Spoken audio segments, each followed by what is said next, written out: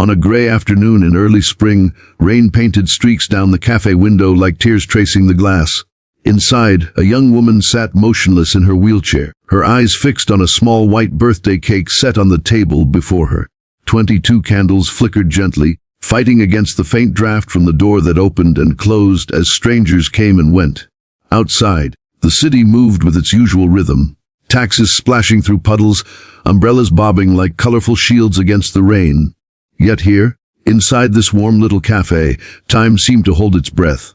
Her hands rested still in her lap, the sleeves of her soft pink sweater pulled over trembling fingers. It was her birthday, but there were no friends, no family, no laughter. Only the quiet hum of the espresso machine and the bittersweet scent of vanilla icing in the air.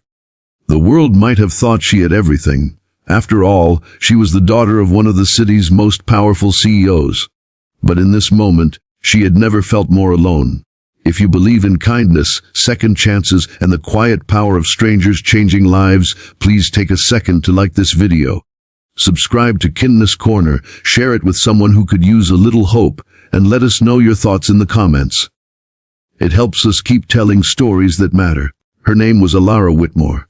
She had been paralyzed from the waist down for 3 years, the result of a car accident that changed everything. Before the accident, she was the definition of light, always moving, dancing, chasing sunsets with her camera in hand.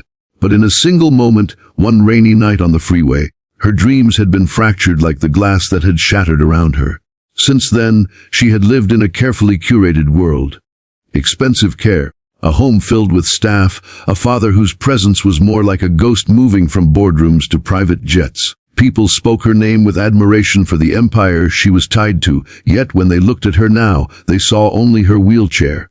Invitations dwindled. Friends drifted away.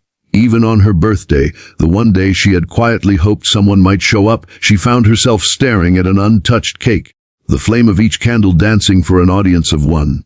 Across the cafe, a man stepped in from the rain, shaking water from his hair and holding a small paper bag. Behind him was a little girl no more than 7, in a yellow dress with white shoes now damp at the edges. She held a cupcake in both hands, its tiny frosting star wobbling as she looked around for a place to sit. The man, his flannel shirt worn at the cuffs, his jeans faded but clean, scanned the room and paused when his eyes landed on Alara. Something about her, the way she stared at the candles as if they were the last stars she could see, made him hesitate. He could have taken the table in the corner, could have gone about his day, but something in him refused to look away. Alara didn't notice them at first. Her thoughts were far away. To the accident, to the months of rehab, to the sound of her father's voice saying he had to fly out for an urgent meeting. On the very day she had begged him to stay, she had learned not to expect anything from anyone. Birthdays were just a reminder of time passing, and time, she had decided, wasn't her friend. Yet as she blinked away the sting in her eyes, she saw the little girl approaching. Behind her came the man, carrying 2 cups of coffee. The girl stopped at the table, her big brown eyes curious but kind, and her father placed a gentle hand on her shoulder.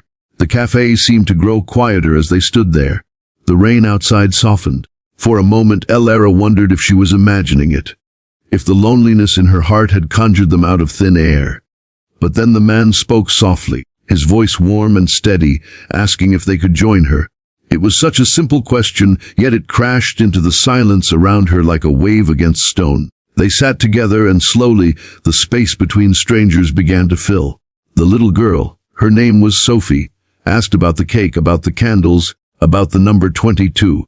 She told Alara it was her mom's favorite number. Her father, whose name was Daniel, listened more than he spoke at first, sensing that this wasn't just a birthday. It was a silent battle Alara had been fighting for years. Over steaming cups of coffee and the gentle sweetness of shared cupcakes, Alara found herself speaking aloud truths she hadn't shared with anyone in a long time. She told them about the accident, about the way her life had slowed to a stillness she didn't know how to escape. Daniel listened with the kind of attention that asked for nothing in return. Sophie, with the innocence of a child, didn't seem to notice the wheelchair at all. She only noticed Alara's smile when it finally began to return, timid at first, then stronger.